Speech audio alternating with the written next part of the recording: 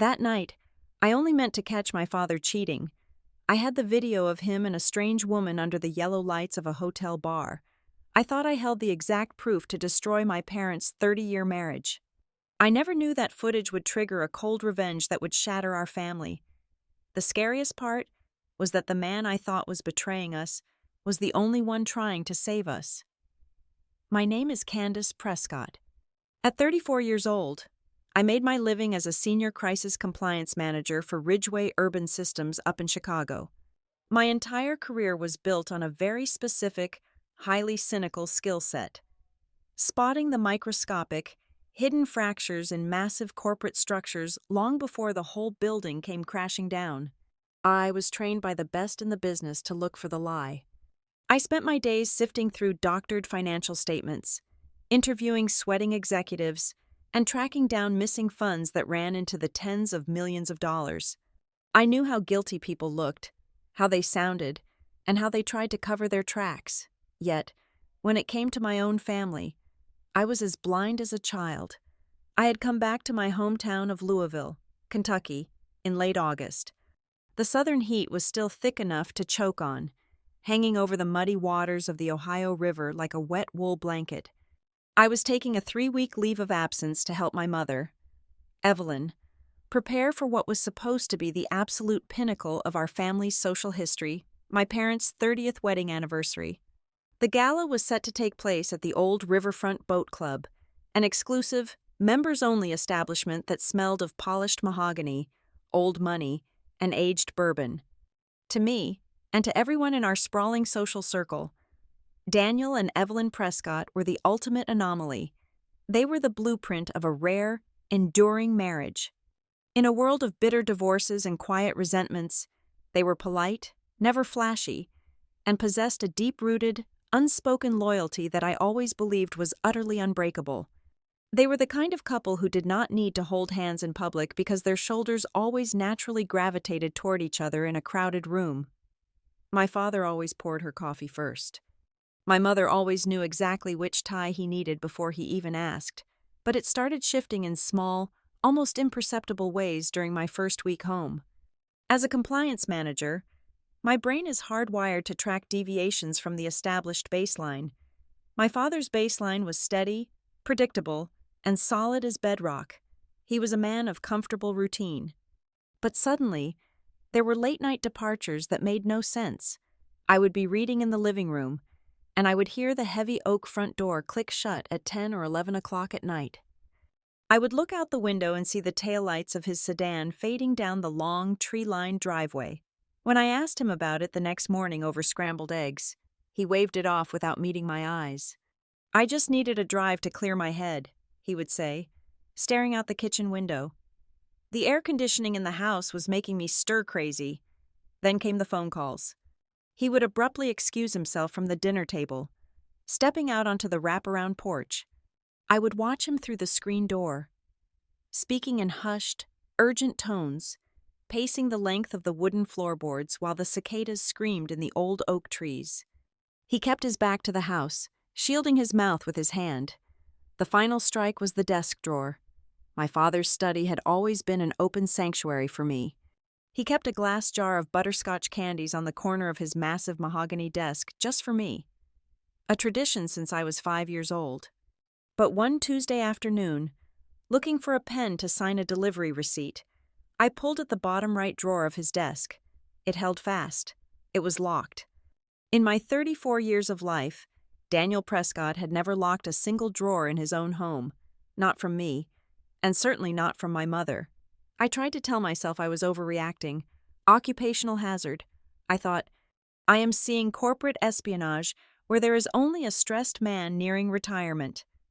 My mother certainly did not seem to notice a single thing. Evelyn was entirely consumed by the monumental logistics of the upcoming gala.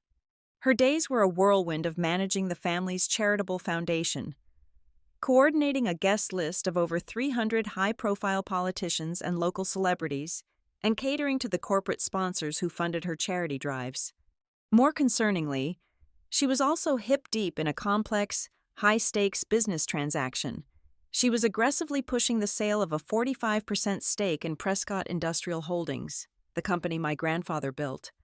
Whenever I asked her why she was rushing such a massive, multi-million-dollar deal right before her anniversary, she would just smile her perfect, practiced smile, barely looking up from the spread of documents on the kitchen island. "It is to stabilize our retirement. Candace," she would say, her voice tight with a stress she was trying to hide. "Your father and I have worked hard enough for one lifetime. It is time we start winding down and enjoying the fruits of our labor. We are signing the preliminary papers next Friday." I forced myself to push my creeping anxiety down. I poured my energy into tasting cakes and approving floral centerpieces. That fragile peace held until a Thursday evening, exactly 1 week before the main event. My husband, Evan Doyle, had just flown in from Chicago to join me for the final stretch of preparations. We decided to escape the wedding planner chaos at the house and grab a drink to meet an old business partner of his at the Ashbourne Hotel downtown. The Ashbourne was a Louisville institution. The hotel bar was an exercise in expensive discretion, dark leather booths, low amber lighting, and the constant, low murmur of confidential conversations among the city's elite. Evan went straight to the long brass bar to order our drinks, and I navigated through the dim room toward a secluded semicircular booth in the far back corner to wait for his associate. That was when I saw him. My breath hitched violently in my throat, my high heel freezing on the carpeted floor, sitting in the darkest, most obscured corner of the room, illuminated only by the faint golden glow of a small table lamp, was my father. He was not alone. Sitting across from him was a woman I had never seen before in my life. She appeared to be in her early 40s. She had sleek, dark hair pulled back sharply, and she wore a tailored, cream-colored silk suit that practically glowed against the dark leather of the booth. They were leaning in close to each other, sharing a tight, conspiratorial space that immediately set off every alarm bell in my head. Between them, resting on the polished wooden table, was a thick, dark blue folder. I stepped back, pressing my body behind a thick, decorative brass pillar. The ambient noise of the bar, the clinking of ice cubes against crystal glasses, the low jazz playing through the hidden overhead speakers, all of it faded into a dull, rushing roar in my ears. I watched them like a hawk. My mind raced, desperately trying to construct a reasonable, innocent explanation. Maybe she was a high-end vendor for the anniversary party. Maybe she was a new executive from the holding company discussing the 45% share sale. Then, the woman reached her hand across the small table. She placed her fingers lightly, intimately, over my father's wrist. My heart stopped beating. I waited for him to pull away. I waited for Daniel Prescott, the fiercely devoted husband, the man who had looked at my mother with unwavering adoration for 30 years, to gently but firmly remove his arm and create professional distance. He did not move a single muscle. He let her hand rest there, his skin against hers. He leaned in even closer, his face shadowed, nodding emphatically to whatever she was whispering across the table. In that single, agonizing second, every childhood belief I held about love, about family, about my father, snapped into jagged, irredeemable pieces. The solid foundation of my entire world cracked right down the middle. My chest tightened so hard I felt like I was suffocating on the heavy air of the bar. My hands were shaking violently as I pulled my smartphone from my leather purse. My crisis management instincts kicked in, cold, ruthless, and detached, completely overriding the heartbroken daughter who was internally screaming, "If a structure is failing, you document the exact extent of the damage." I raised the phone. I hit the record button. I zoomed in just enough to perfectly capture the sickening intimacy of the scene, the dark blue folder. Her manicured hand resting intimately on his wrist, and his face, clear as day in the golden light. I recorded 2 full minutes of footage. Then, I took 5 high-resolution still photographs for good measure, making sure the timestamp and location data were embedded in the files. I did not march over to that table. I did not throw a glass of water in his face or cause a loud, embarrassing public scene. I slipped my phone back into my purse, turned on my heel, and walked straight out of the bar. I grabbed Evan tightly by the arm on my way past the mahogany counter, nearly spilling the 2 glasses of expensive bourbon he was holding. "Leave the drinks. We have to leave," I told him, my voice flat and eerily calm. "Right now. Do not ask questions." I walked out through the revolving glass doors and into the humid Louisville night with absolute, terrifying certainty. I had just caught my father having a sordid affair. Mere days before he was supposed to stand on a brightly lit stage and celebrate 30 years of perfect fidelity. As the valet brought our car around, I clutched my purse against my chest. I thought I was holding the weapon that was going to completely destroy our family. I had no idea it was only the beginning.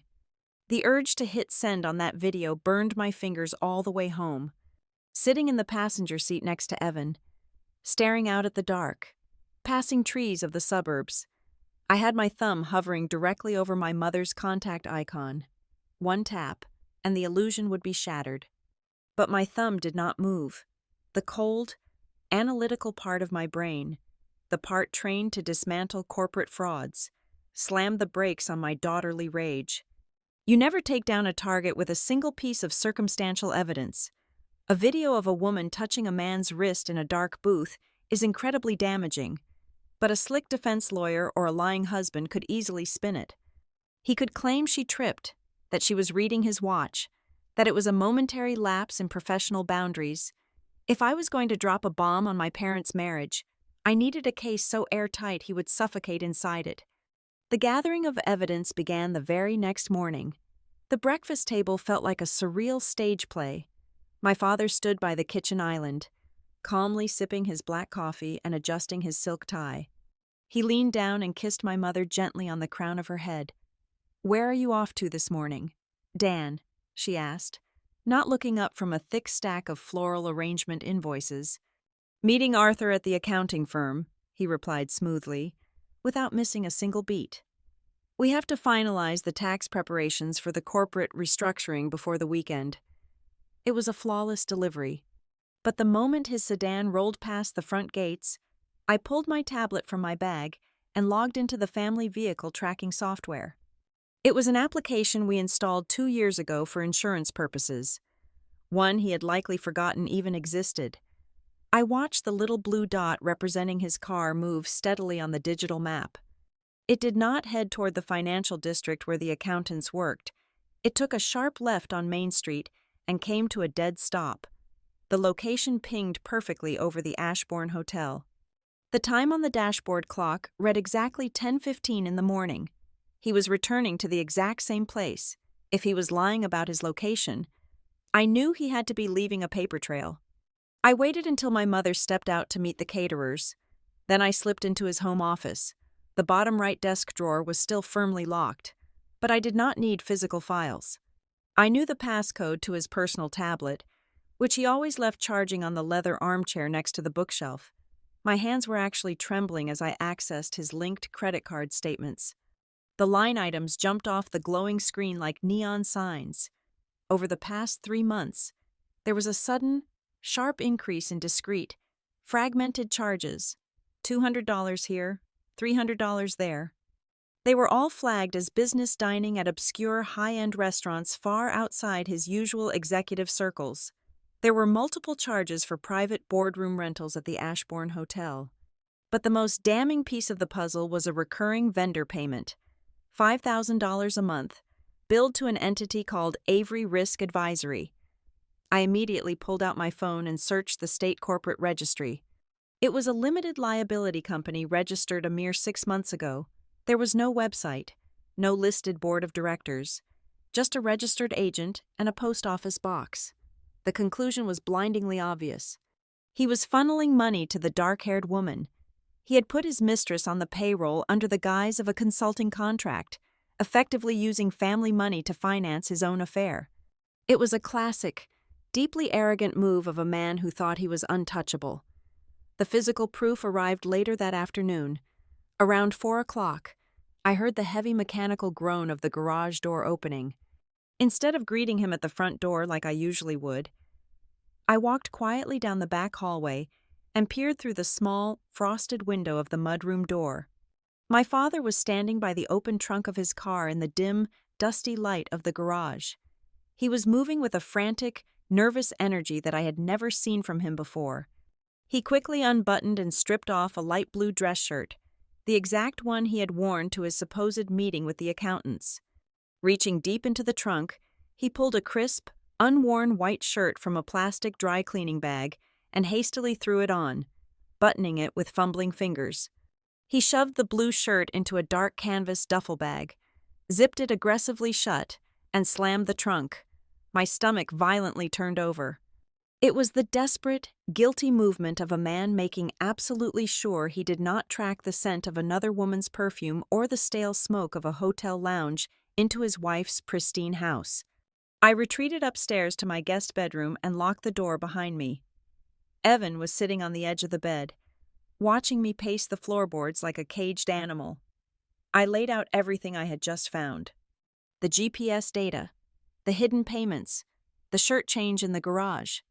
"Candace, you need to take a breath," Evan said, his voice low and agonizingly steady.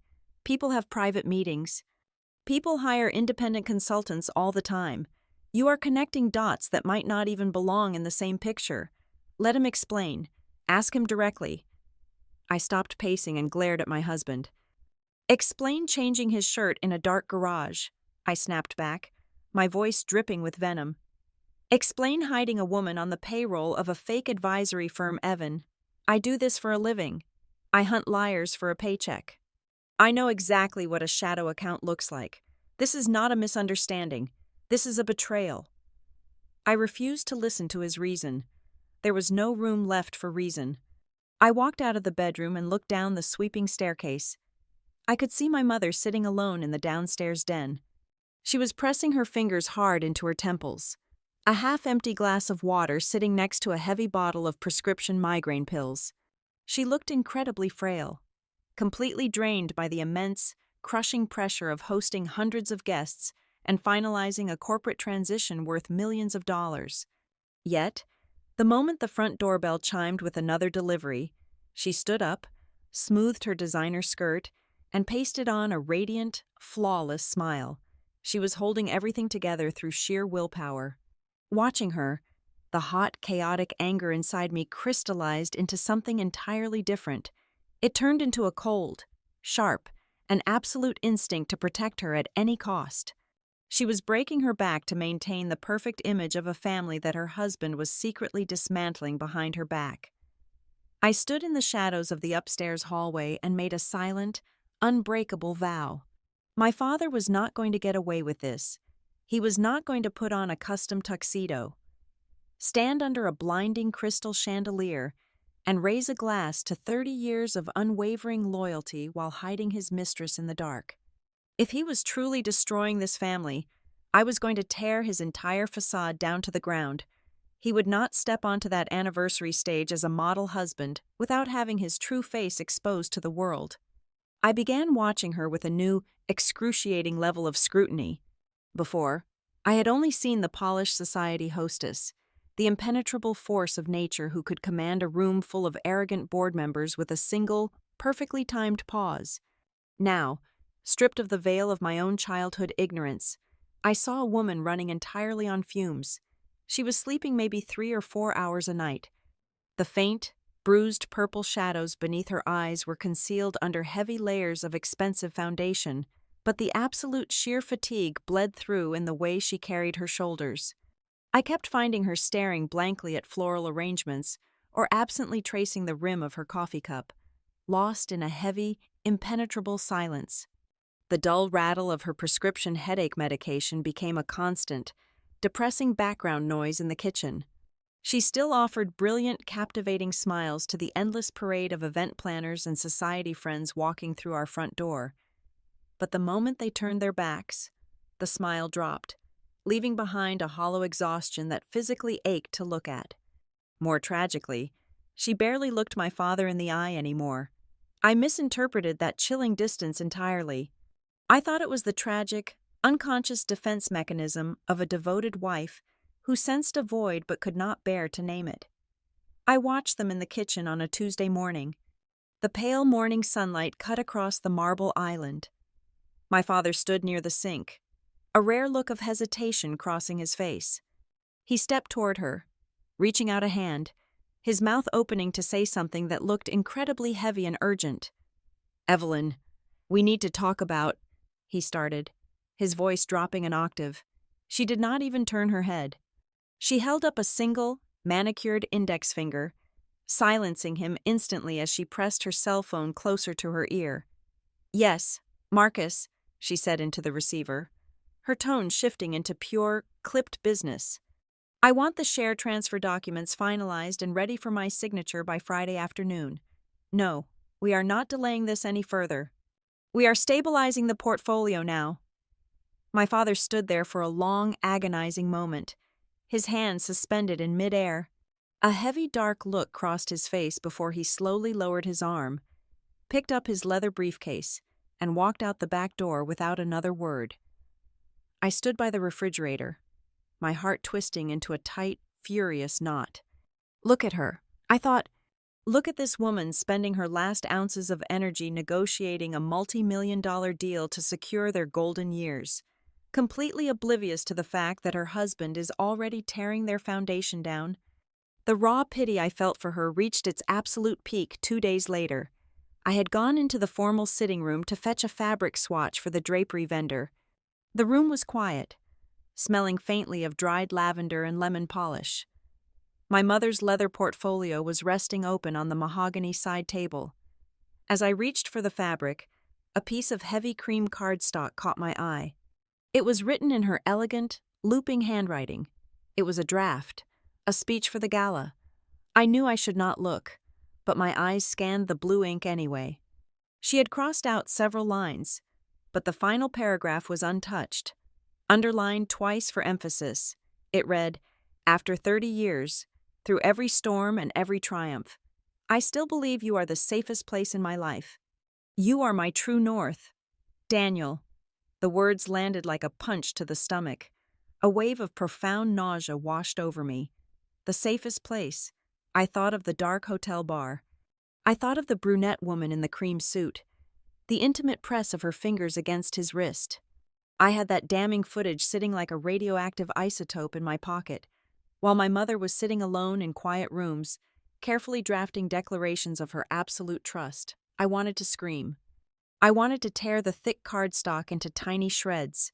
My anger solidified from a hot, chaotic mess into a cold, sharpened blade. It was right in the middle of this suffocating tension that my older brother, Trevor, made his entrance. Trevor had always possessed a golden boy charm that could disarm a firing squad. He lived across town in a sprawling modern loft, but suddenly, he was at the house every single day. He swept in like a breath of fresh air, bringing iced lattes, charming the florists, and taking over the tedious logistical phone calls my mother dreaded. He was the perfect, supportive son. He was also, I noticed, relentlessly focused on the business deal. He would sit beside her on the velvet sofa, his arm draped protectively around her shoulders, gently guiding her through the endless stacks of legal jargon. "You are doing the right thing, Mom," I heard him murmur to her one afternoon, his voice thick with practiced empathy. "Getting this equity sold off will take so much weight off your shoulders. You and Dad deserve peace of mind. Let Marcus handle the heavy lifting. Just sign where you need to and focus on the party." Later that evening, after my mother had finally retired to her bedroom to sleep off another blinding migraine, Trevor found me sitting on the back patio. The night air was thick and stagnant. He handed me a glass of iced tea and sat down in the wicker chair next to mine, letting out a long, heavy sigh. "She is pushing herself too hard," he said softly, staring out at the dark silhouette of the garden. "She wants everything to be perfect," I replied, my voice tight. Trevor turned his head, studying me carefully in the dim porch light. "Have you noticed how erratic Dad has been acting lately?" My breath caught in my throat. I gripped the cold glass tighter, fighting to keep my expression neutral.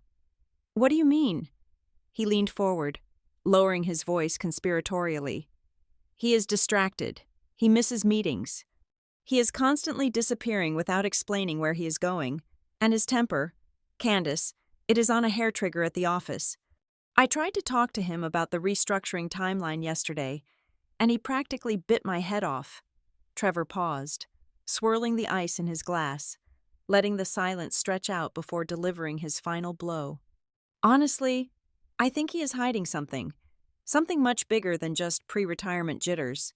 You work in compliance. You know the signs of a man covering his tracks better than anyone. It was a masterful piece of manipulation, flawlessly delivered, and I swallowed it whole. I sat there in the humid dark, my pulse thudding hard enough to make clear thought impossible. I thought I held the ultimate secret.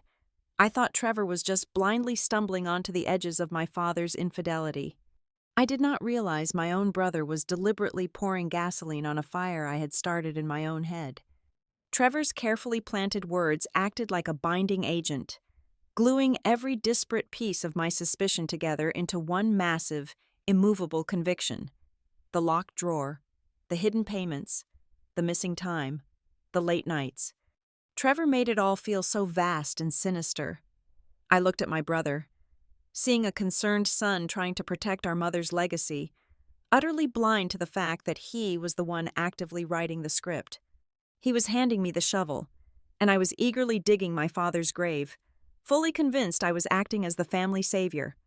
Everything my father did, every word he spoke, every silence he held, was now filtered through an unshakable lens of guilt. The trap was set, and I was the one pulling the wires tight. I could not carry the secret alone for another 24 hours. The weight of it was suffocating, pressing down on my chest every time I looked at my parents.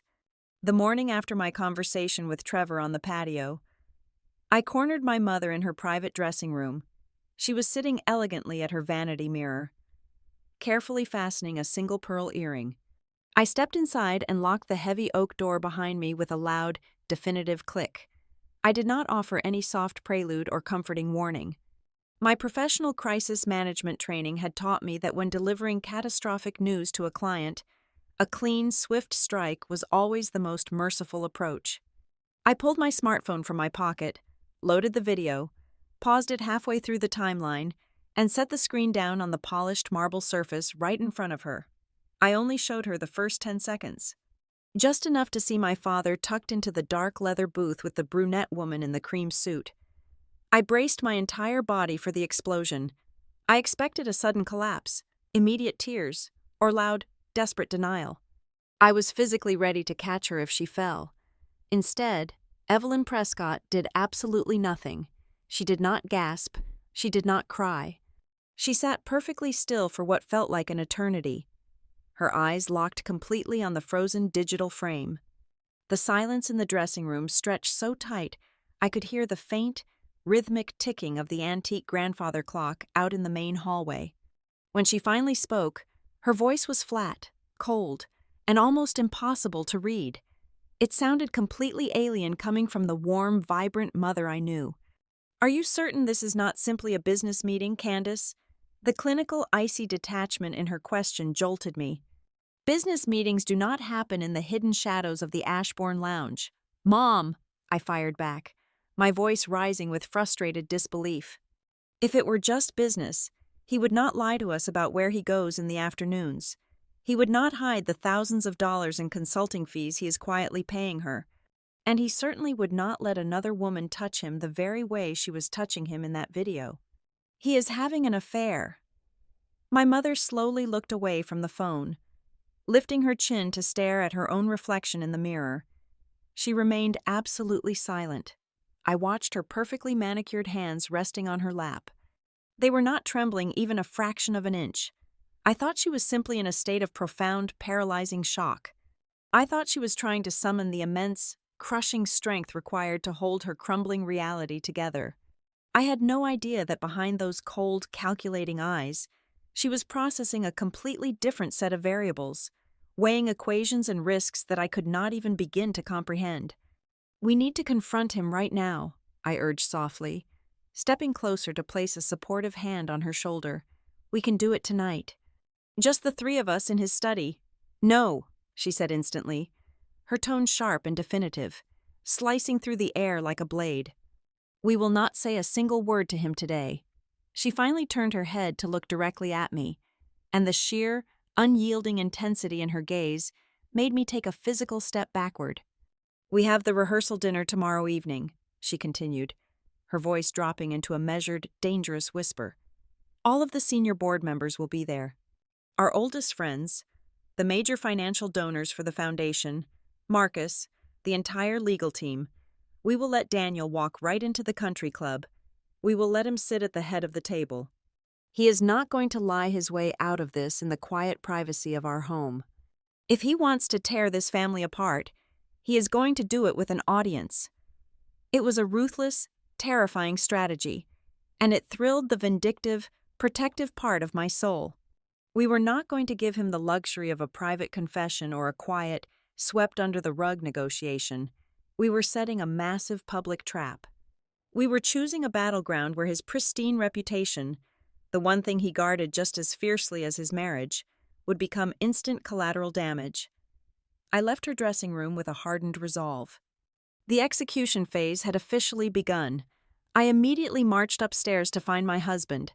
Evan was in the guest room, packing his dark garment bag for the weekend events.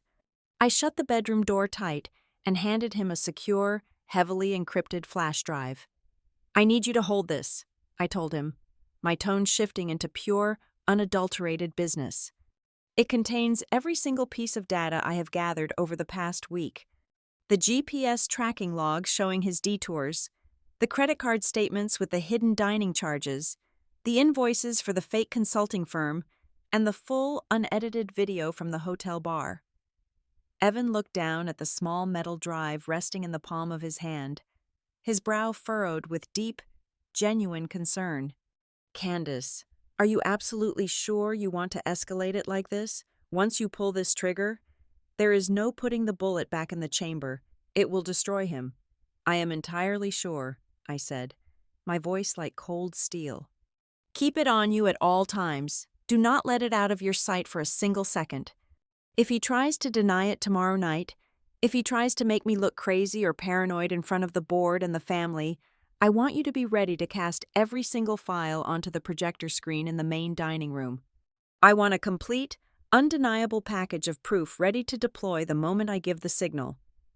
Evan slowly nodded, slipping the metal drive deep into the inside breast pocket of his blazer. He knew better than to argue with me when I shifted into crisis mode.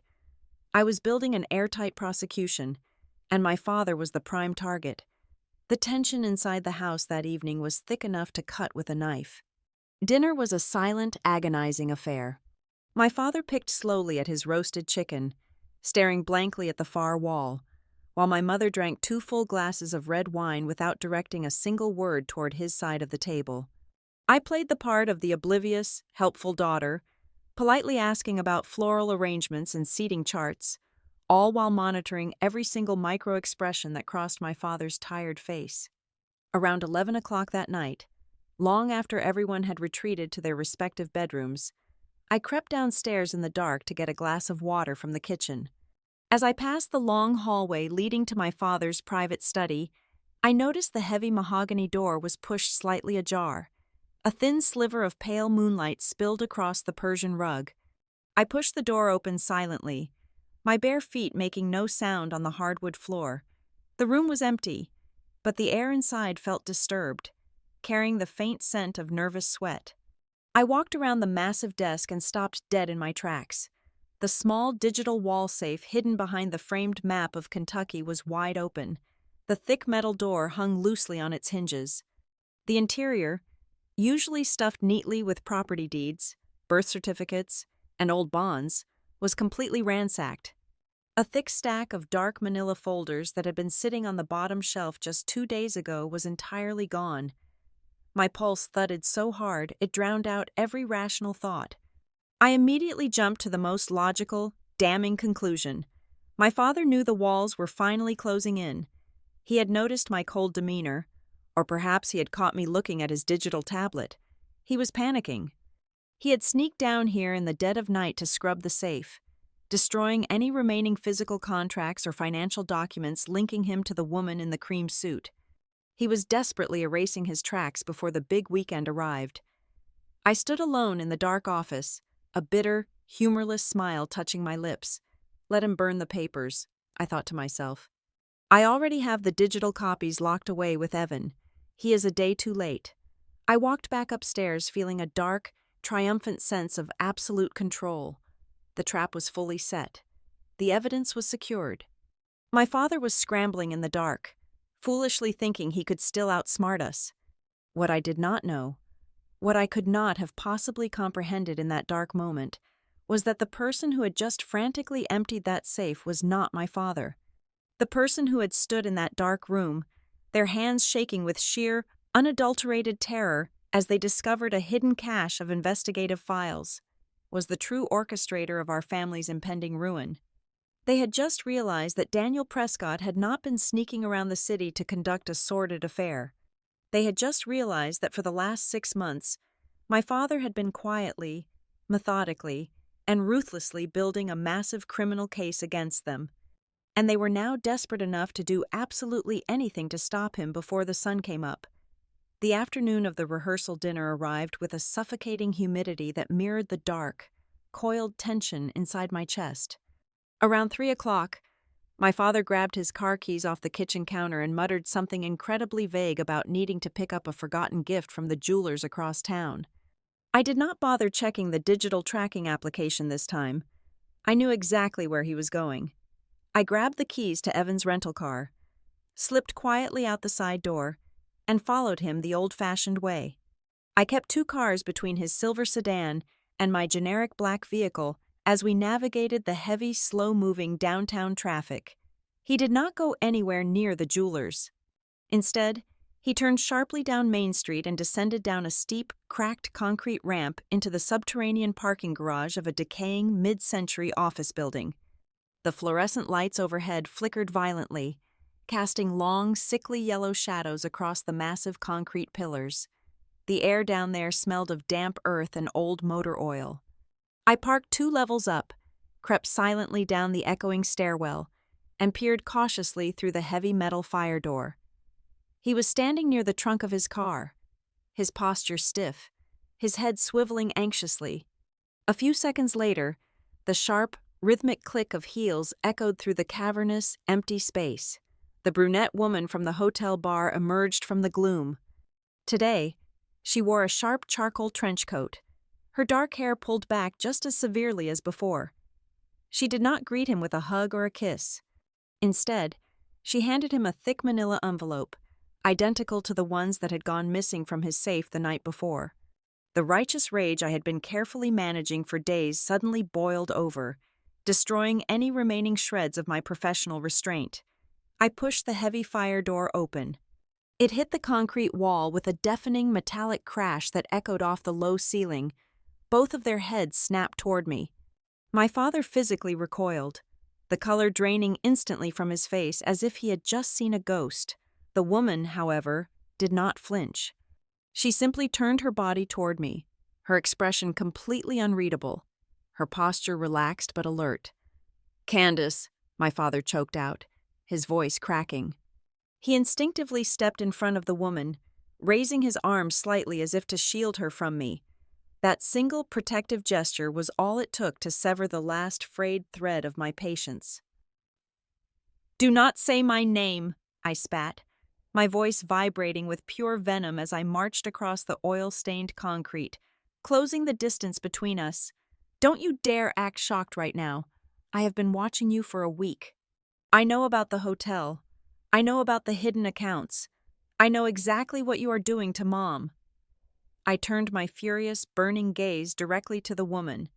I fully expected her to shrink away, to offer a stammering, pathetic apology, or to grab her designer purse and run toward the exit. Instead, she stood perfectly still, her dark, intelligent eyes evaluating me with a cold, clinical precision that instantly made my skin crawl. "I am Sloane Avery," she said. Her voice was steady, resonant, and entirely devoid of the guilt I was so desperate to see. "And you are entirely out of your depth, Ms. Prescott." Her absolute audacity left me temporarily breathless. "Out of my depth." I scoffed, taking another aggressive step forward until I was mere feet away from her face. You are the one sleeping with a married man a week before his 30th anniversary. You are the one taking thousands of dollars a month in fake consulting fees from my family's private accounts. I know exactly what you are. Sloane did not raise her voice. She did not match my fiery, chaotic, emotional energy. She simply looked over my shoulder at my father, who was staring fixedly at the concrete floor as if wishing it would suddenly swallow him whole. And then she looked back at me. I am not going to explain my relationship with your father to you, she stated plainly, her tone slicing through my anger like a surgical scalpel. Because you are looking at the wrong person. That is the oldest, most pathetic line in the Homewrecker Handbook, I fired back, my hands curling into tight, trembling fists at my sides. You think you can play psychological mind games with me? Sloane tilted her head slightly. The harsh fluorescent light caught the sharp, uncompromising angle of her jaw. I do not play games, she replied, her tone dropping into a dangerous, icy register that demanded absolute attention. Let me ask you a very simple question. Think about it carefully. In your house, who has been pushing to sell the company the fastest recently? The question landed hard enough to jolt me, but my blinding anger immediately rejected it. It felt like a cheap, manipulative deflection, a desperate attempt to throw smoke in my eyes to cover their tracks. Do not bring my family's business into your dirty little affair, I hissed, my chest heaving with every breath. My mother is selling those shares to secure her future, a future you are actively trying to ruin. Keep her name out of your mouth. I glared at my father one last time. He looked utterly defeated, a hollow, broken shell of the strong man who had raised me. I will see you tonight at the dinner, I told him, my voice dripping with absolute disgust. Try to practice your vows. You are going to need a lot of practice to make them sound convincing. I turned on my heel and marched back up the steep concrete ramp, my blood roaring so loudly in my ears that I could barely hear my own footsteps.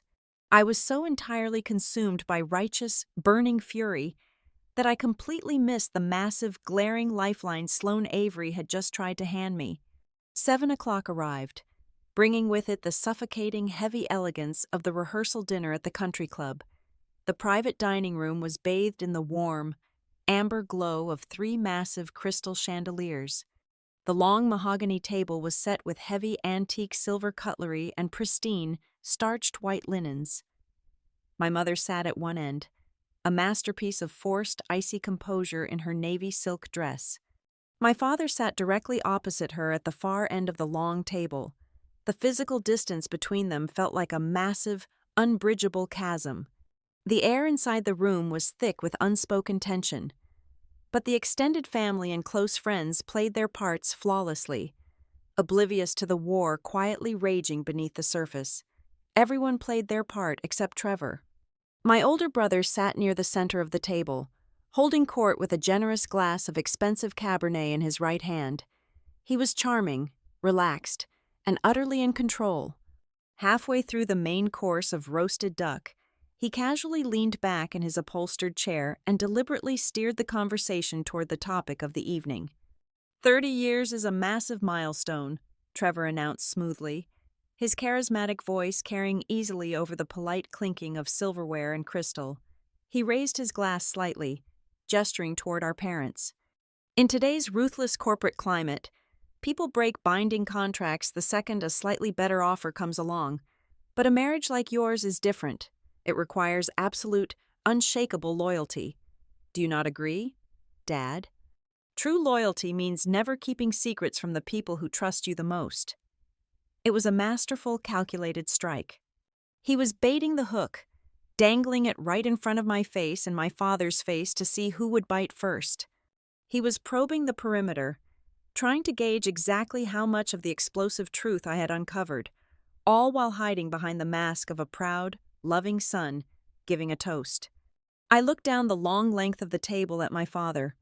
I fully expected him to rise to the occasion, to deliver a booming, confident speech about devotion, or at the very least, to deflect the loaded comment with a charming, self-deprecating joke. He was a master negotiator, He knew how to command a room. He did none of those things. Daniel Prescott sat completely frozen in his high-backed leather chair. His eyes were heavy, incredibly tired, and fixed solely on his half-empty water goblet. His right hand was wrapped so tightly around the delicate crystal glass that his knuckles were bone-white against the dim lighting. He did not say a single word. He did not even look up to meet Trevor's challenging gaze. To my furious, deeply prejudiced mind, that suffocating, agonizing silence was the ultimate confession.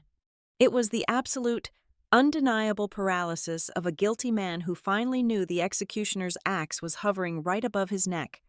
I stared at him with cold, hard contempt, entirely unaware that I was watching a deeply desperate man who had just realized he was completely surrounded by dangerous enemies, with his own children unknowingly leading the firing squad.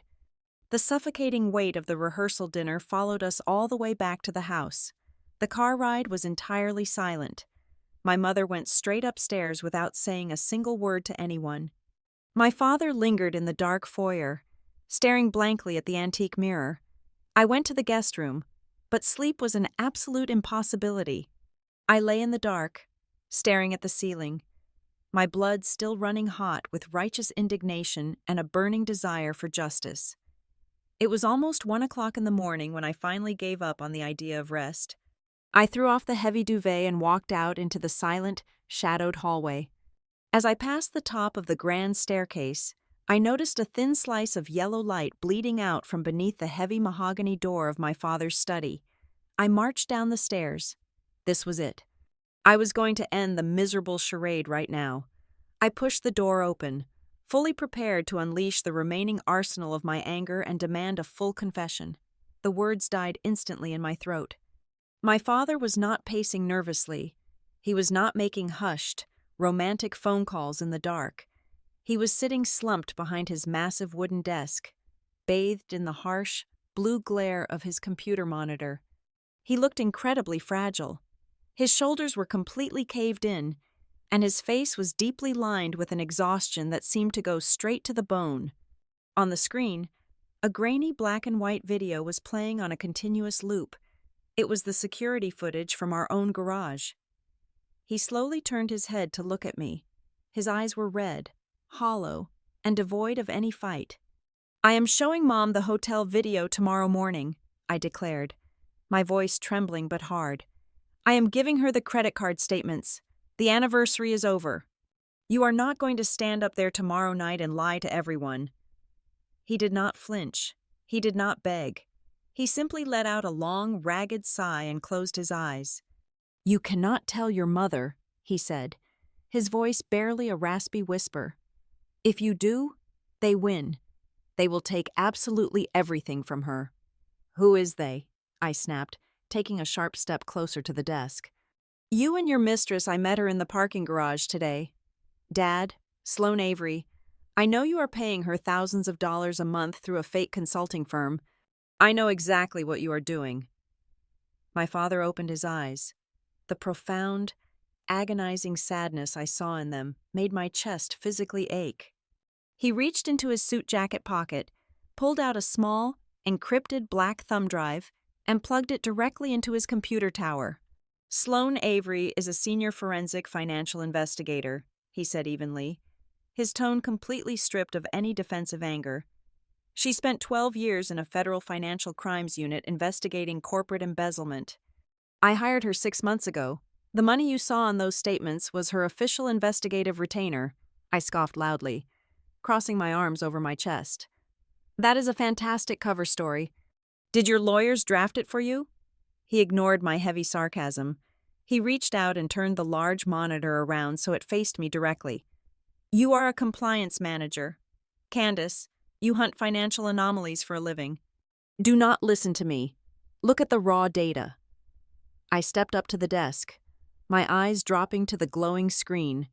My professional instincts, honed over a decade of brutal corporate audits, instantly overrode my personal rage. The screen was filled with side-by-side document comparisons.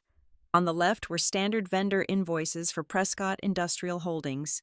On the right were the state incorporation documents for those exact same vendors. "Look at the registration dates," my father instructed quietly. I leaned in.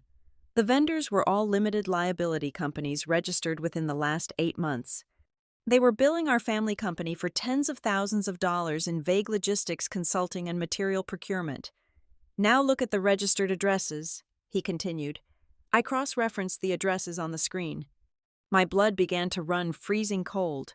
4 completely different supply companies, all billing massive amounts of corporate funds, shared the exact same post office box in Delaware.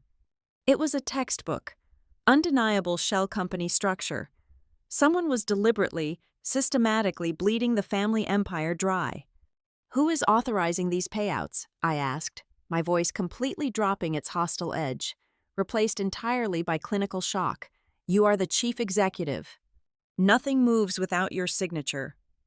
My father clicked a button on his mouse, bringing up the digital signature logs for the outgoing wire transfers. I stared at the screen, my breath catching painfully in my throat. The authorizing signature was not my father's. It was not even a clever forgery of his name. The digital authorizations were all cleanly stamped by the Vice President of Operations, co-signed by the lead corporate counsel.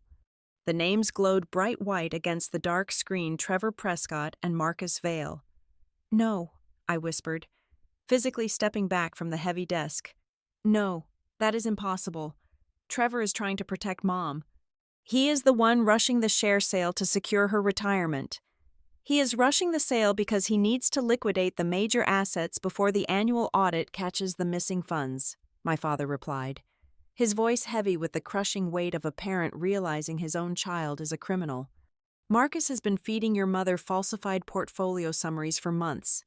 They wait until she is exhausted from the gala planning, until she has a severe migraine, and then they shove highly complex legal addendums in front of her to sign." My mind violently spun, desperately trying to realign my entire reality. Every single thing I had witnessed over the past week aggressively shifted its context. "Why did you not just tell her?" I demanded, my voice cracking under the weight of the revelation. "Why sneak around the city? Why lock your desk and lie about your meetings?" "Because they are building a shadow dossier against me, Candace," he explained, pointing a shaking finger toward the security footage still looping on the other monitor. "Trevor has been slowly planting the narrative that my mental health is deteriorating. He tells the board members I am erratic. He tells your mother I am forgetful and aggressive. If I went to Evelyn with wild accusations about our son stealing millions, without absolute, irrefutable proof, Marcus would immediately trigger a medical review clause. They would vote me out for cognitive decline before the sun went down. I had to investigate my own company in complete secrecy. I could not even use my own corporate email or my usual accountants. The ice in my veins solidified. The pieces slammed together with a sickening, deafening clarity. The hotel bar, the dark blue folder between them. Sloane was not seducing him. When she placed her hand on his wrist, she was not being intimate. She was urgently stopping him from looking over his shoulder because they were discussing highly sensitive evidence in a public place. "The safe," I gasped, looking over at the empty wall behind the framed map. "Last night? I came down here and the safe was completely empty. I thought you destroyed the evidence." My father shook his head slowly. "I came down here at 2 a.m. to review the physical ledgers. The safe was already open. Everything was gone. That is what I'm watching on the security feed right now." He tapped the screen. The grainy footage showed the dark garage. At exactly midnight, a figure slipped out the side door, carrying a heavy stack of manila folders, and placed them directly into the trunk of a sleek black sports car. It was Trevor's car. The profound horror of the situation crashed over me like a tidal wave. My father was not a traitor. He was a man trapped in a burning house, quietly suffocating while trying to put out the flames so his wife would not have to smell the smoke. And I had made it infinitely worse. "Oh my God," I breathed, my hands flying up to cover my mouth. "The parking garage today, when I confronted you and Sloane." My father closed his eyes again, a grim, defeated expression settling over his tired features. "I had screamed at them. I had loudly declared that I was watching him. I had thrown a chaotic tantrum right out in the open. Sloane had tried to tell me. She had explicitly asked me who was pushing the sale. She had tried to hand me the absolute truth on a silver platter, and I had swatted it away in my blind, self-righteous fury. "Trevor knows," I whispered, the terrifying realization echoing in the quiet study. "He stole the files last night. He knows you are investigating him. And tonight, at the dinner, he was testing you. He was making sure you were trapped." My father looked up at me, his eyes filled with a desperate, silent plea. The anger was completely gone from my body, replaced by a freezing, nauseating terror. The man I had sworn to destroy was the only innocent victim in the room. And because of my arrogant misunderstanding, the true predator of our family now knew exactly how much time he had left to strike. The anniversary gala tomorrow night was no longer just a celebration of love. It was the deadline for a corporate execution. "What do we do now?" I asked, my voice finally sounding like the frightened daughter I actually was. My father straightened his posture, a cold, hard resolve finally breaking through his layers of exhaustion. "We let them think they have won." The initial shock completely evaporated, leaving behind something cold, sharp, and highly efficient. I pulled the heavy leather chair up next to my father at the desk and took over the mouse. The encrypted drive Sloane Avery had provided was a labyrinth of corporate sabotage. For the next 3 hours, I applied every single forensic compliance protocol I had ever learned at Ridgeway Urban Systems directly to my own family's financial legacy. The scope of the betrayal was breathtaking. I uncovered a series of hidden, high-interest mezzanine loans taken out against our primary manufacturing facilities, totaling over $6 million. There were dozens of fabricated vendor invoices padded with exorbitant consulting fees, all routing back to the Delaware shell companies. But the most horrifying document was buried deep inside a folder labeled as routine restructuring addendums. It was a formal legal resolution, drafted by Marcus Vail, designed to entirely strip Daniel Prescott of his executive voting rights and sever his control over the family trust. The document was completely finalized, just waiting for one final signature to become legally binding. "They are going to have her sign this at the gala tomorrow night," I said, my voice sounding completely detached from my own body. "They are hiding the execution order right in the middle of the anniversary celebration paperwork." My father rubbed his face with both hands. "I tried to talk to her. Candace. I tried to pull her aside a dozen times over the last 4 weeks, but every single time I approached Evelyn, Trevor and Marcus were suddenly standing right there. They would expertly step between us, citing urgent risk management issues or complex asset restructuring emergencies that required her immediate attention. I leaned back in the chair as a sickening wave of retrospective clarity washed over me. I began to replay the last 2 weeks in my head, viewing every seemingly innocent interaction through this terrifying new lens. Trevor had not been a devoted, helpful son. He had been running a highly sophisticated, psychological containment operation. He deliberately controlled my mother's daily schedule, isolating her from my father under the guise of reducing her stress. He was always the one holding her leather portfolio, always the one pulling out the correct documents. Whenever the lawyers asked a direct question, Trevor immediately answered on her behalf. Most viciously of all, he deliberately waited until late in the afternoon, right when her exhaustion peaked and she reached for her migraine medication, to slide the thickest stacks of legal paperwork across the kitchen island for her to blindly sign. "We cannot just walk into her bedroom and tell her right now," I concluded, staring at the glowing monitor. "If she confronts Trevor before we have absolute control of the environment, Marcus will instantly file the cognitive decline injunction against you, and Trevor will permanently delete the server backups. We have to keep playing the exact roles they assigned us." My father looked at me, a flicker of genuine fear in his tired eyes. "What are you suggesting?" "I am suggesting that I remain the furious, heartbroken daughter who caught her father cheating," I told him, locking eyes with him. "And you remain the guilty, defeated husband who knows his secret is out. Trevor feels incredibly confident right now because he thinks my anger is doing his dirty work for him. He thinks I'm going to publicly humiliate you, which perfectly sets the stage for him to smoothly push you out of the company. We are going to let him push his plan right up to the absolute edge of the cliff. The following morning, I transformed the upstairs guest bedroom into a secure digital war room. I locked the heavy wooden door, drew the thick blackout curtains tight, and went to work. With my specialized compliance software running on my encrypted laptop, I began secretly reconstructing the entire digital timeline of the embezzlement. I pulled the raw server logs from the company's main network, tracing the blind carbon copy pathways of every email Marcus and Trevor had exchanged over the past 8 months. I needed to definitively prove the documents my father supposedly signed were forged. I set up a secure, encrypted video call with Sloane Avery. Seeing her face on my screen, knowing she was an elite forensic ally rather than a mistress, made me feel a sharp pang of profound embarrassment. But there was no time for apologies.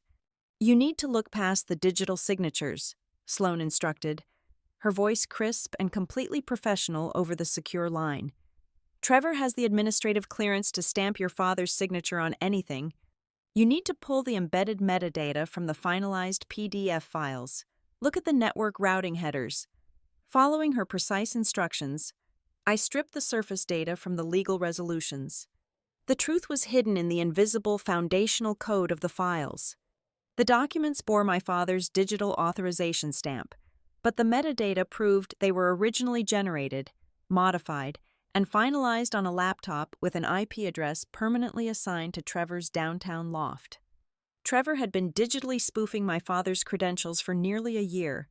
Next, I needed to dismantle their physical alibis. I accessed the comprehensive security camera system of our own estate. I spent 6 hours synchronizing the timestamps of the garage security footage with the automatic toll booth charges on Marcus Vale's corporate vehicle and the gasoline receipts my mother kept in her accounting drawer. I built an irrefutable, minute-by-minute physical timeline proving exactly when Marcus transported the stolen physical ledgers out of our house, effectively placing the corporate lawyer directly at the scene of the theft. While I aggressively gathered the ammunition, my husband Evan became the silent, critical architect of our defense. I knew that the moment we detonated this bomb, Marcus would immediately deploy the company's IT department to remotely wipe every single server and freeze our local hard drives. "Evan, I need you to build an absolute fortress," I told him, handing him the master flash drive. "If they manage to delete this data, my father goes to federal prison, and Trevor walks away with the entire family fortune." Evan did not ask any questions. He took the drive and methodically created 3 separate, fully offline backups. He uploaded the first copy to an offshore, heavily encrypted cloud server registered under a dummy corporation he used for his own private consulting work.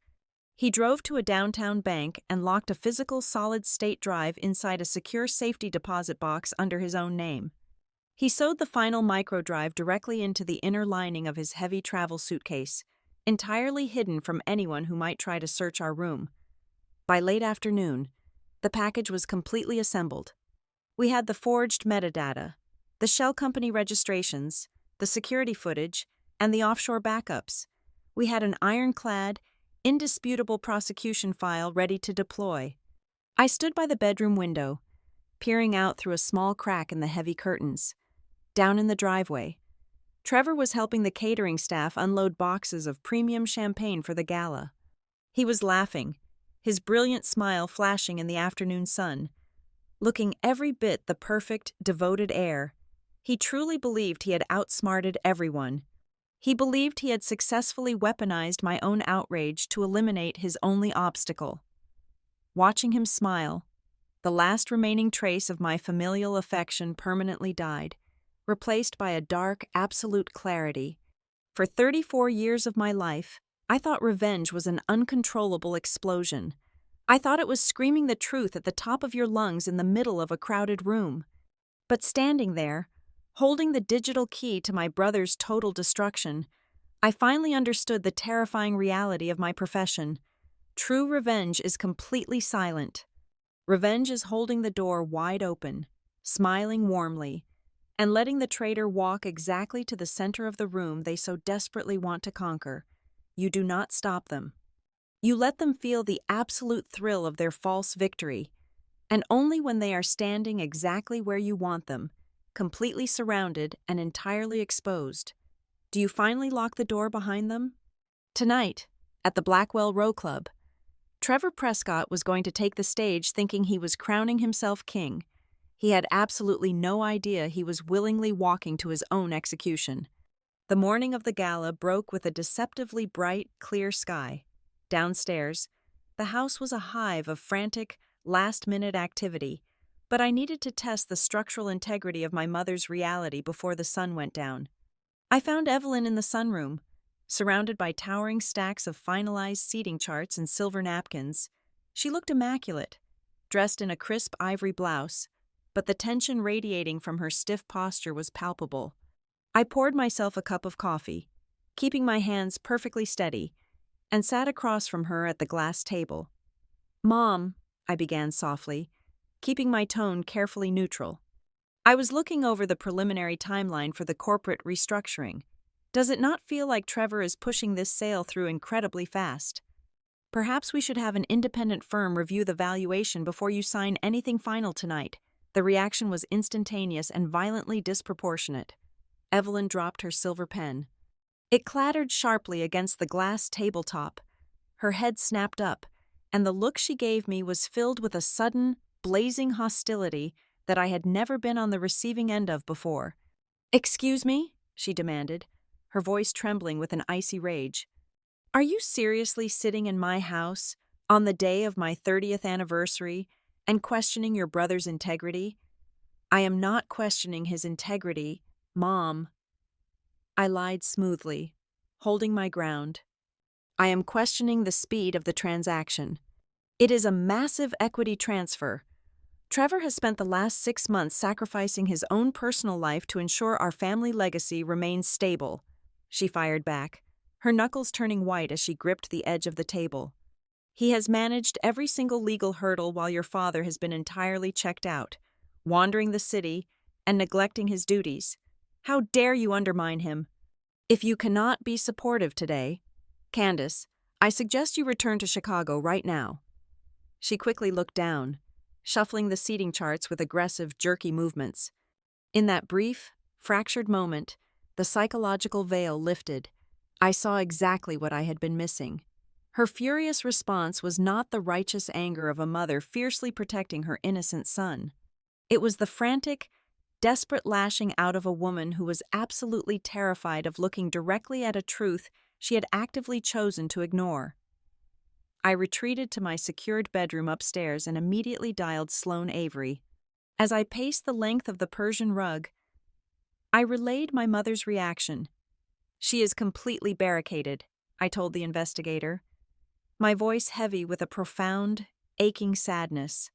"She practically threatened to kick me out of the house for even suggesting a delay."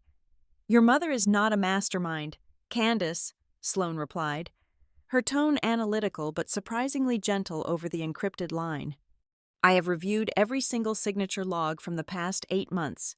Evelyn never directly initiated a single fraudulent wire transfer. She did not set up the shell companies. She did not draft the resolutions." "Then how did Trevor get away with it right under her nose?" I asked. "By weaponizing her absolute obsession with the perfect image." Sloane explained. "Evelyn signed hundreds of pages of complex legal addendums without ever reading the fine print. She was so consumed by the need to project stability, so desperate to maintain the flawless facade of a highly successful, untroubled family empire, that she simply trusted the people telling her what she wanted to hear. Marcus and Trevor handed her a narrative of an easy, secure retirement, and she eagerly bought it because the alternative was facing the ugly, complicated mess of reality. A sickening realization washed over me, chilling my blood. My mother had not built the trap, but she had willingly left the front door wide open and handed the thieves the keys. Her lifelong habit of prioritizing appearances over substance had turned her into the perfect, unwitting accomplice. She signed away her husband's power because confronting the subtle, terrifying inconsistencies in her son's behavior would have shattered the pristine glass house she spent 3 decades building. The sheer tragedy of my father's situation hit me with the force of a freight train. Daniel Prescott had not just been betrayed by his ambitious son and his trusted legal counsel. He had been profoundly, quietly abandoned by his own wife. He had spent months enduring her coldness, absorbing the false accusations of cognitive decline, and fighting a shadow war entirely alone, all to protect her from the devastating reality that her golden boy was a corporate predator. He was trying to save a woman who stubbornly refused to open her eyes. I sat down on the edge of the bed, the heavy weight of moral conflict pressing into my shoulders. A part of me wanted to march back downstairs, grab her by the shoulders, and force her to look at the forged metadata and the security footage. I wanted to shake her until the perfect facade cracked wide open. But I knew it would fail. If I confronted her in the safety of our home, her deeply ingrained defense mechanisms would immediately take over. She would call Marcus Vale. Marcus would arrive within 20 minutes, smooth over the evidence with dense legal jargon, paint my father and me as paranoid instigators, and the plan to oust my father would proceed unchallenged. She needed to be stripped of her protective bubble. She needed to witness the absolute destruction of her perfect image in a setting where she could not simply look away or hide behind her lawyer. She had to see the truth with her own eyes, surrounded by the exact society she tried so desperately to impress. Tonight's gala at the Blackwell Row Club was no longer a beautiful celebration of a rare, enduring romance. It had mutated into the ultimate, high-stakes battlefield. It was a war for the survival of my father's honor, the recovery of our stolen company, and the final, brutal reckoning of our family's deeply rotted dynamic. Trevor believed the anniversary party was his coronation. He believed the grand ballroom, filled with 300 wealthy donors, corporate sponsors, and lifelong friends, would be the absolute perfect place to quietly force my father to sign away his final voting rights without causing a public scene. He thought the heavy social pressure of the night would guarantee our silence. He was right about one thing: the venue was perfect. I pulled my laptop onto my lap and opened a blank word processing document. Beside it, resting on the nightstand, was the original, heartfelt toast I had written weeks ago. It was filled with gentle anecdotes about my parents' unwavering love and my childhood memories. I picked up the printed pages and dropped them directly into the small wastebasket beside the desk. I started typing a completely new speech. With every keystroke, I carefully crafted a weapon. I wrote with the cold, calculated precision of a crisis manager setting a controlled demolition. I did not write an angry, screaming accusation. I wrote a seemingly beautiful, poignant tribute that contained highly specific, hidden tripwires. I wove in subtle, undeniable references to loyalty, hidden ledgers, and the true cost of blind trust.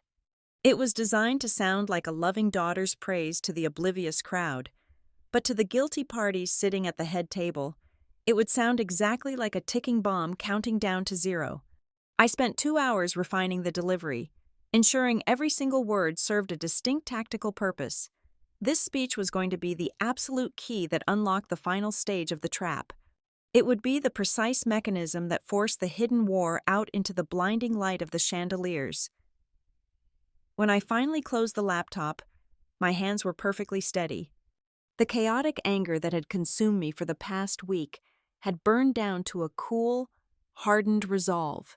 I was ready to walk into that ballroom.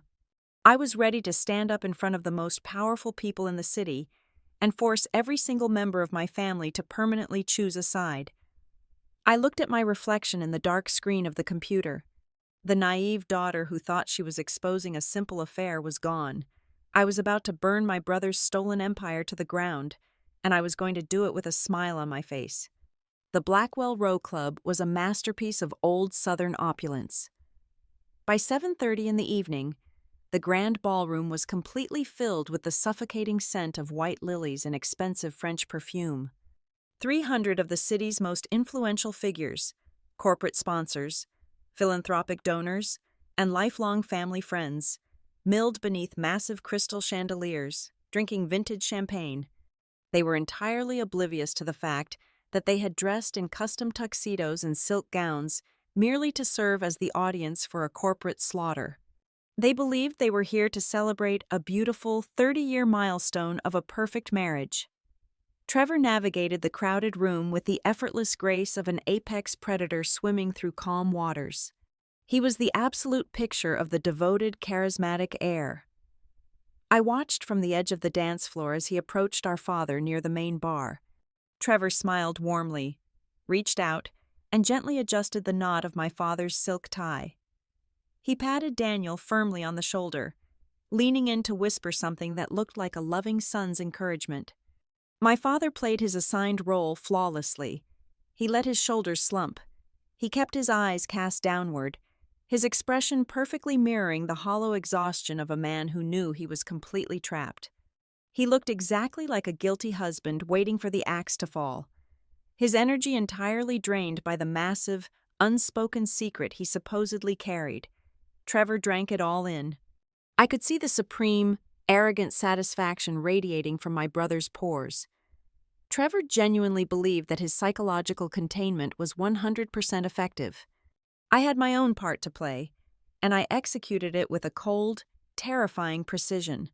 Whenever Trevor glanced in my direction, I deliberately turned my back on my father.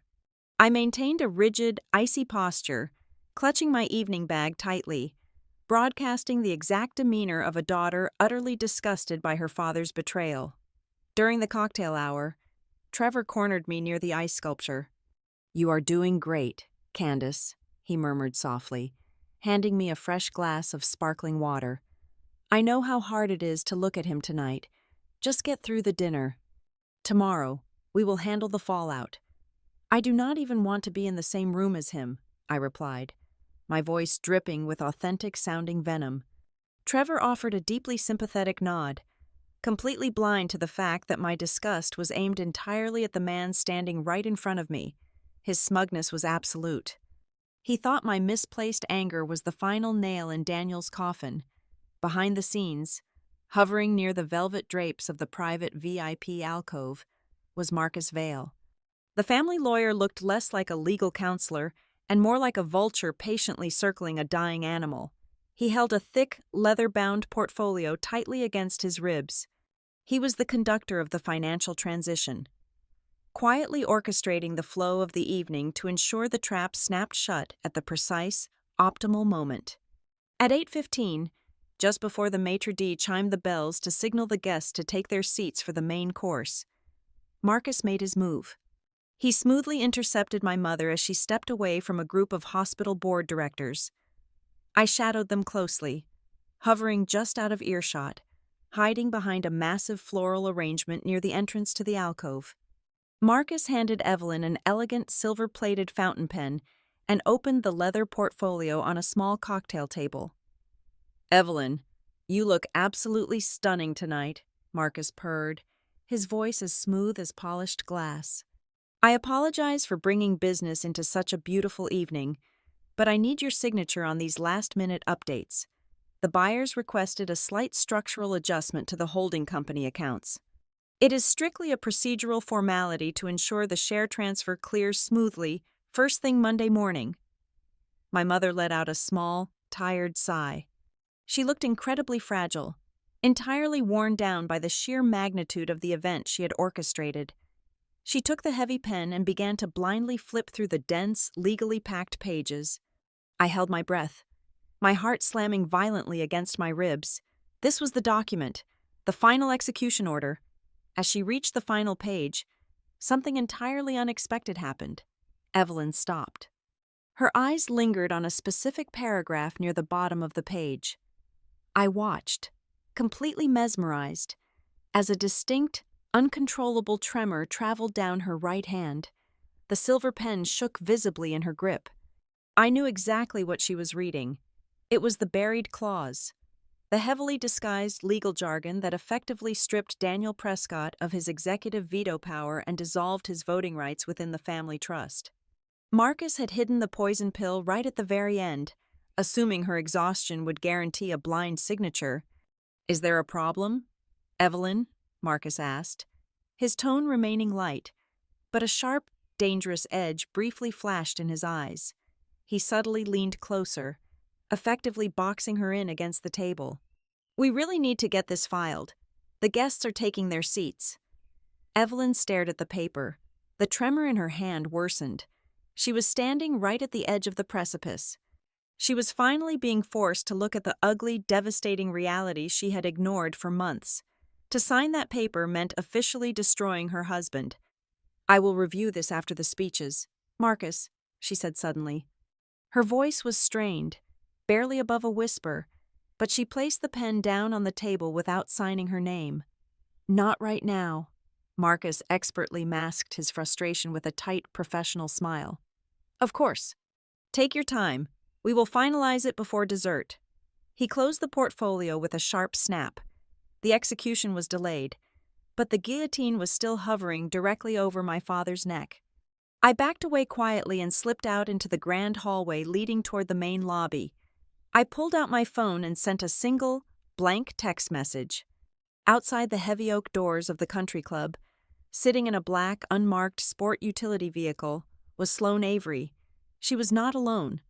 Sitting beside her was a team of aggressive civil litigators, and in the vehicle parked right behind them sat 3 senior investigators from the county's Financial Crimes Division. They had the frozen account orders, the civil subpoenas, and the metadata files. They were a loaded gun, just waiting for me to pull the trigger.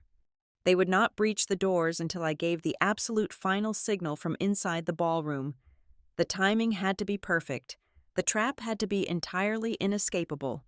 The grand ballroom doors closed. The lights dimmed significantly, leaving only the soft, ambient glow of the candles on the tables and the bright spotlight focused directly on the main stage. The ambient chatter of 300 guests faded into an expectant hush. Trevor stood up from the head table.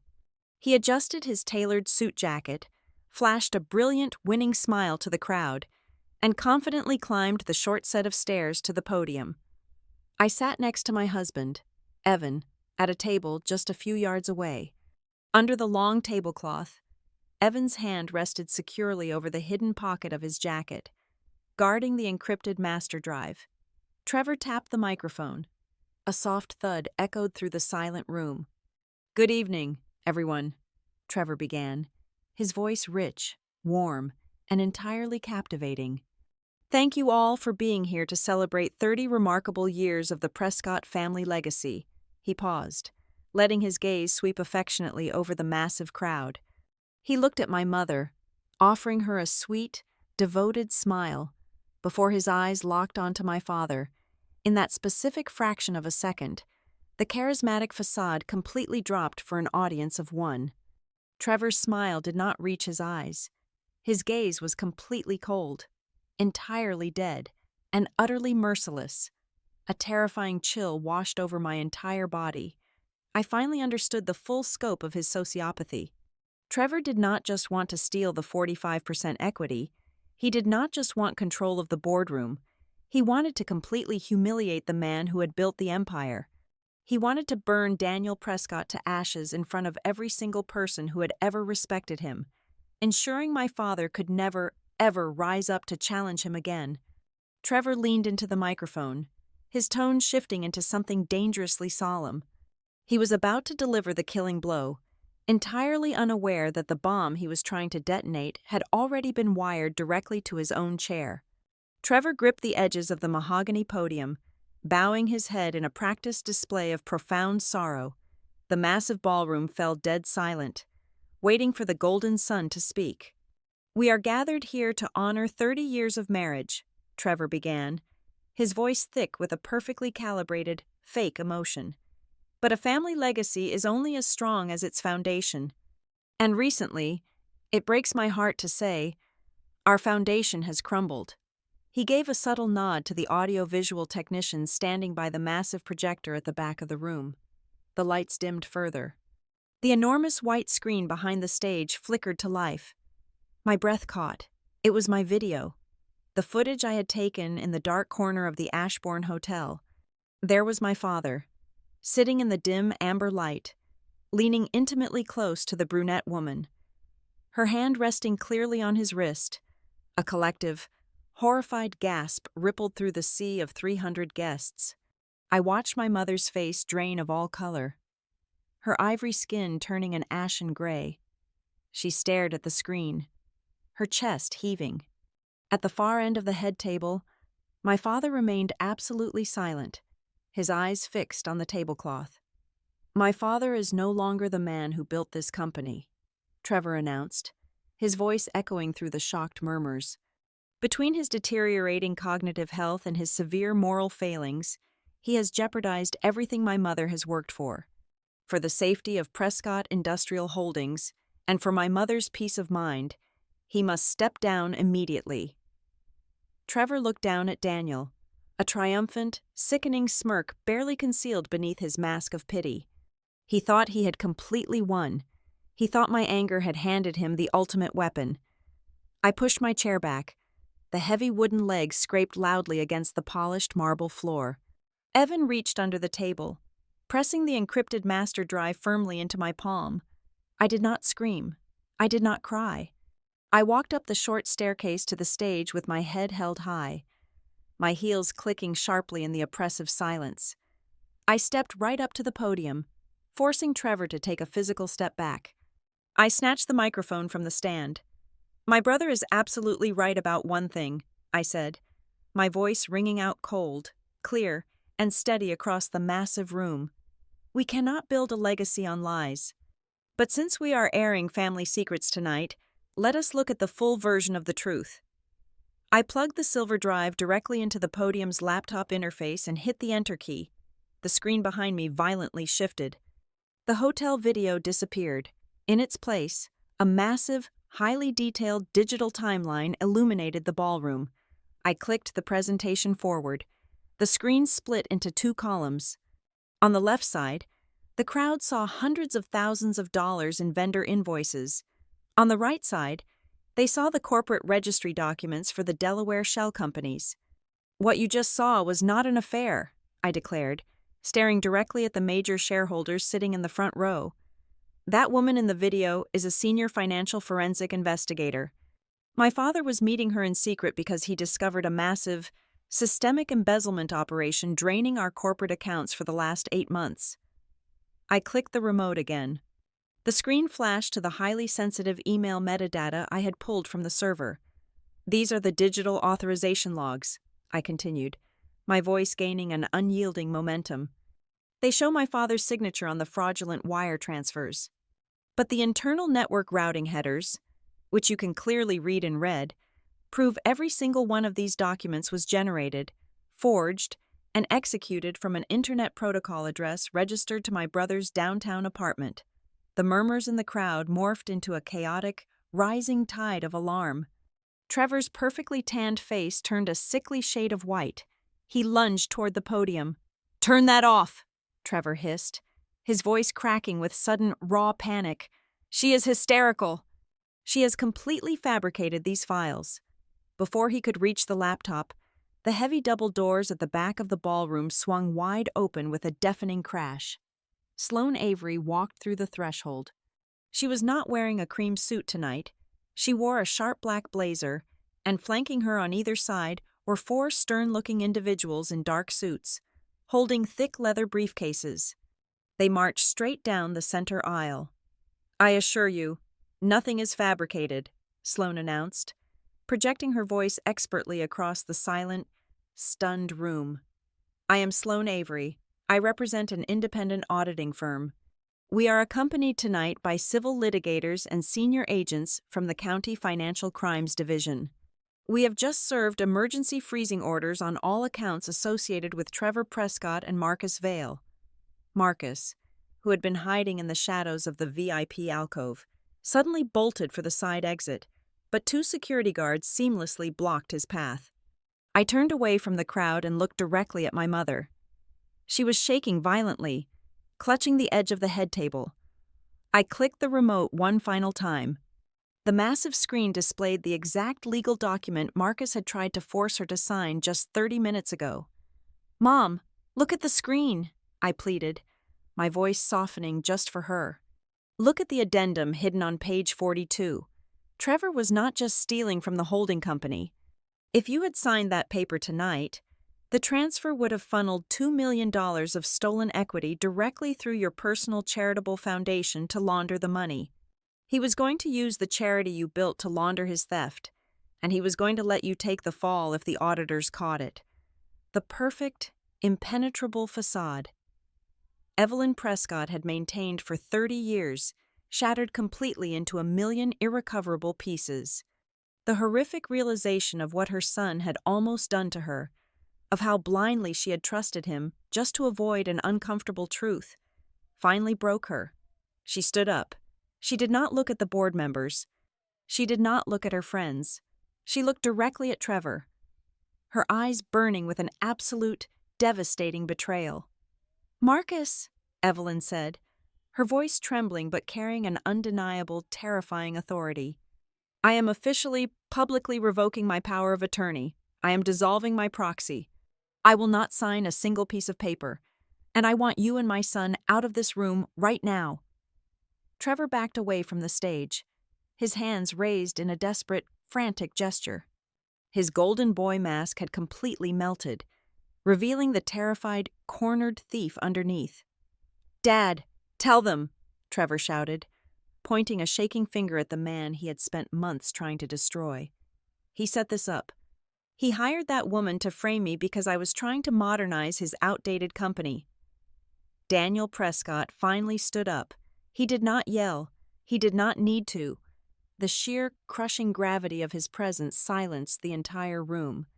He looked at his son, not with anger, but with a profound, hollow grief that was infinitely worse.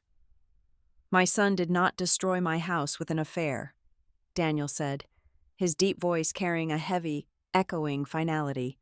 "He destroyed it by selling every single brick while we were still living inside it." That single sentence severed the final thread. The civil investigators stepped forward, flanking Trevor and Marcus, firmly escorting them out through the side doors into the humid night. The ballroom instantly erupted into a frenzy of hushed, panicked conversations. Board members were already pulling out their phones, frantically texting their own legal teams to freeze all pending votes. The corporate coup was dead. Executed entirely in the blinding light of the chandeliers. Our family did not miraculously heal after that night. The damage was far too deep for a quick resolution. Evelyn had to learn how to exist in a world where her pristine image was forever tainted by a public scandal, forcing her to finally confront reality instead of hiding behind floral arrangements. My father had to slowly, painstakingly navigate the agonizing process of forgiving the wife who had doubted him, while mourning the son who had tried to ruin him. As for me, I returned to Chicago with a permanent scar. I had to live with the heavy knowledge that I had so easily believed the absolute worst about the man who raised me. But as I sat on my flight home, looking out at the clouds, I finally understood the ultimate truth. The night I stood in that dark hotel bar, my heart breaking because I thought I had caught my father betraying us, I had actually been completely wrong. I had unknowingly stumbled upon a father who was bleeding himself dry, fighting an agonizing war entirely alone, just to save whatever was left of his family. Thank you so much for listening to this story. Please let me know where you are listening from in the comments so we can connect and share our thoughts. If you enjoyed the story, please support the Amelia Revenge Stories channel by subscribing and liking the video.